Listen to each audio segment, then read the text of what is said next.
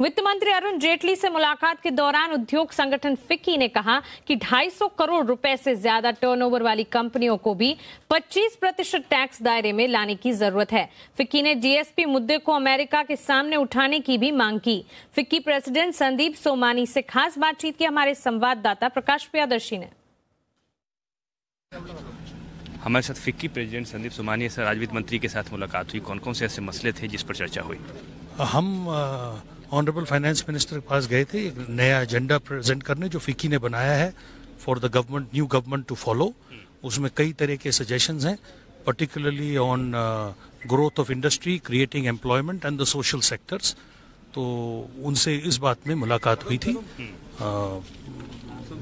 Liquidity का जो मसला है, क्या उस पर भी चर्चा हुई वित्त मंत्री की? हुई, और since the appointment of the RBI governor, liquidity problems have eased.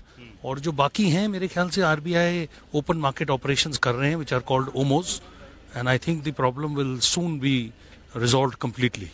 वित्त मंत्री से किस किस तरह के रिस्पांस मिला? अपने टैक्सेशन के मसले पे भी बातचीत हुई जैसा कि आपने बताया, तो किस ऑनरेबल फाइनेंस मिनिस्टर से इनकम टैक्स की बात हुई। 250 करोड़ रुपए की कंपनी का जो अगर टर्नओवर होता है तो वहां तक तो वित्त मंत्री ने ऑलरेडी 25% इनकम टैक्स कर दिया है।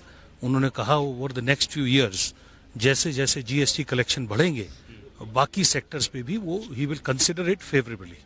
एक सवाल सर, सुबह से जिसकी चर्चा हो रही है, कॉमर्स मिनिस्ट्री ने भी इस पर बयान दिया, जो अमेरिका इंडिया के लिए जीएसपी का जो प्रतिबंध लगाने की बात कर रहा है, वो हटाने की बात कर रहा है, उस पर किस तरह का रिएक्शन होगा? क्या इस पर भी चर्चा हुई मंत्री के साथ? ये हमारा सब्जेक्ट नहीं था, but I am sure the government of India will work very hard to dialogue with their American counterparts to make sure that India is not made uncompetitive.